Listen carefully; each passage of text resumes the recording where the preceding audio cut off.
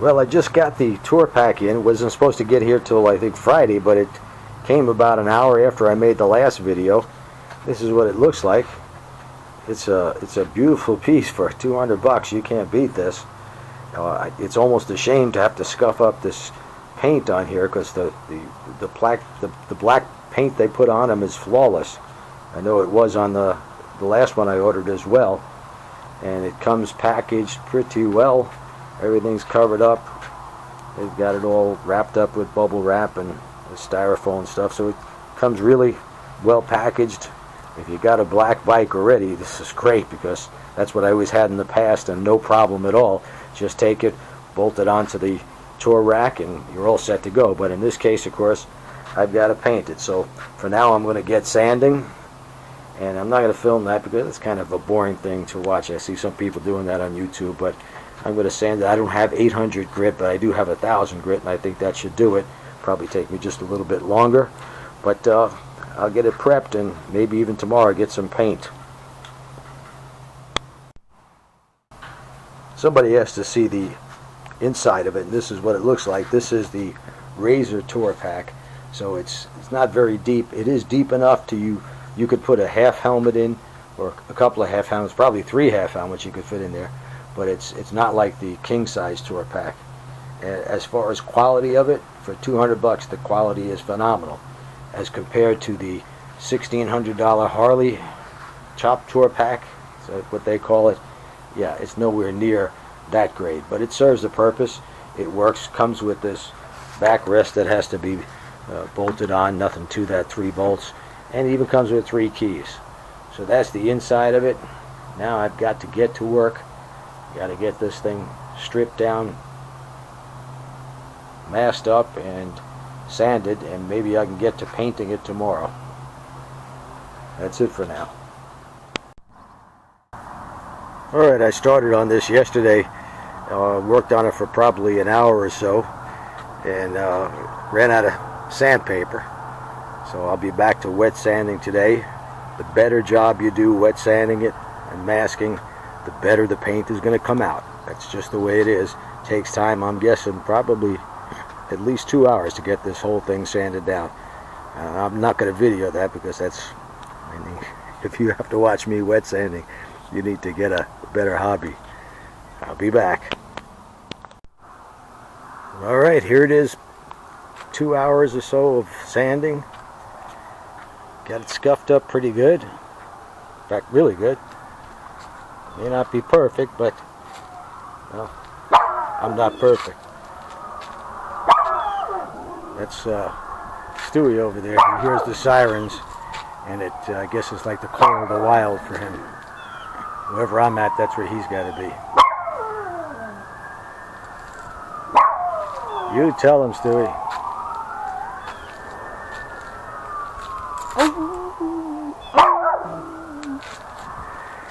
Anyway, that's where we're at. I'm going to let it dry. I've got to go over it with a tack cloth prior to painting. If you're wondering why I didn't take the hinges off, my philosophy is if I get paint on that chrome, it's easy to get off with a little steel wool or some paint thinner. But if you take those latches off, you'll probably never get it aligned properly again. So I think it's less of a hassle to wipe a little paint off the chrome than it is to screw around with the lid and trying to get it to fit perfectly as it did prior to taking the hinges off. So next step is to lay on the paint. Alright, the painting is about to begin. I'm a little nervous because this paint is so expensive. I got this little gadget on here because everybody recommended it, and I went on YouTube and everybody said, yeah, this works. So, here we go.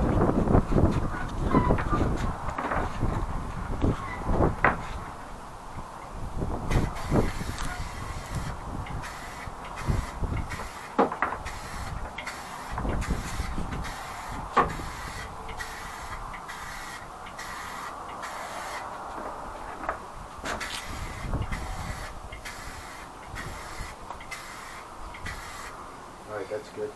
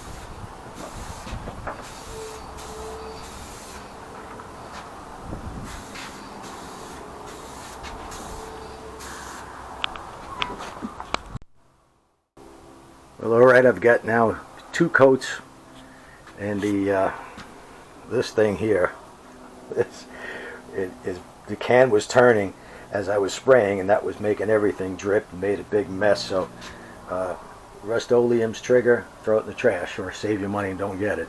Works much better just using the paint can. It looks okay. I'm not thrilled. I've got one mistake on it. I'm not sure if I should try to correct it now, or if I could, the second or third coat might correct it. What I did was I started the can, I don't know if you could see it, but I started the can before or just after I got to the top of the lid, so it made sort of a run. I don't know if you could see that, but I'm guessing by the time I'm finished, this should look great from 5 feet away. If you put a magnifying glass to it, yeah, I don't think it's going to look great. So far, I'm giving myself a B. The color match does look good. In a little while, I want to bring a saddlebag in here and put it next to it to see how it looks. But this is just the base coat. The next coat is supposed to give it more color or more depth, or I guess more sort of flake in there. That'll be coming after I do, I think, 2 more coats. Then I have to let it sit for an hour and then put that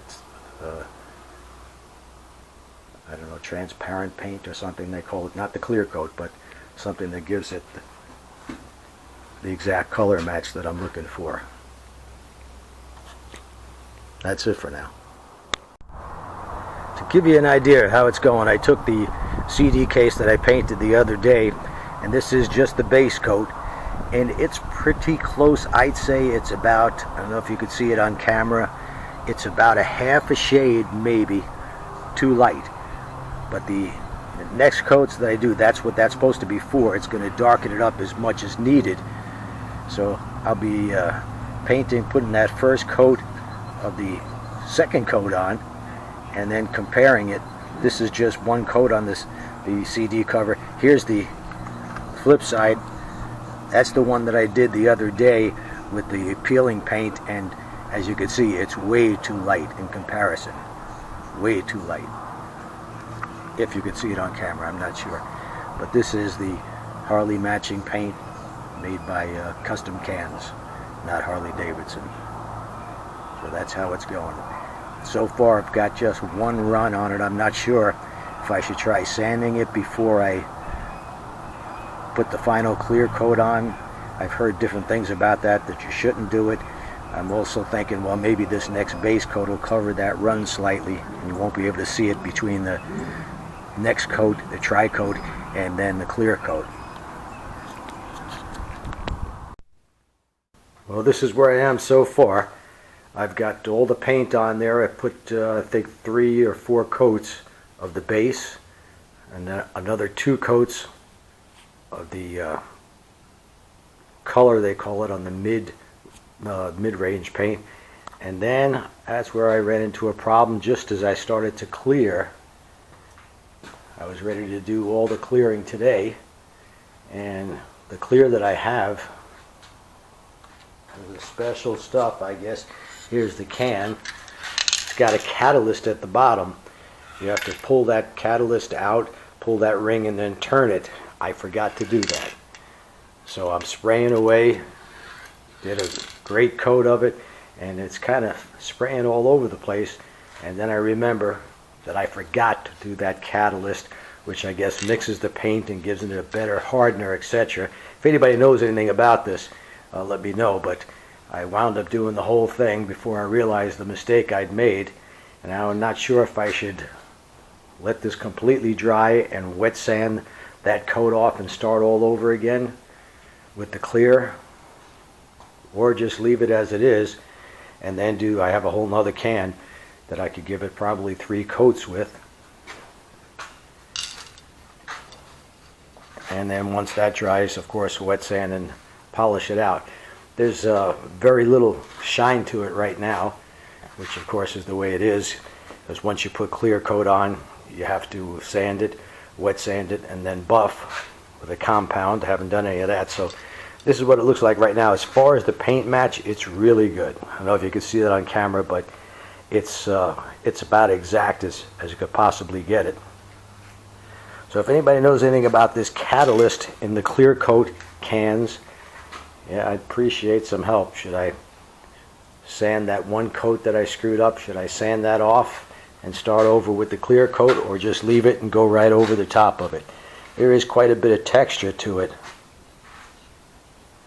but that's to be expected with any kind of clear coat. The idea of it is once you get it down there, you're going to wet sand that, and the thicker the coat is, at least my thinking, the better, so you could sand and buff some more. Got a little bit of a run right here. Probably can't see that, but I'm pretty sure I'm going to just wet sand that out. It's in the clear, not in the base coat. The one that I had over here, I was able to fix. Could barely tell it was there. That was a run where I'd started painting right on the tour pack rather than before I got to the tour pack. So I wet sanded that one area, and it's almost invisible now, especially with this clear coat on top of it. So I've got one blemish here to fix. To point that out, I don't know if you could see it. It's right there. It's sort of a dark spot, but that is from the clear that I didn't activate the catalyst with. So I'd appreciate any good painters out there. Tell me what I should do. Sand this all off and start the clear coat all over again, or just leave it and clear coat over the top.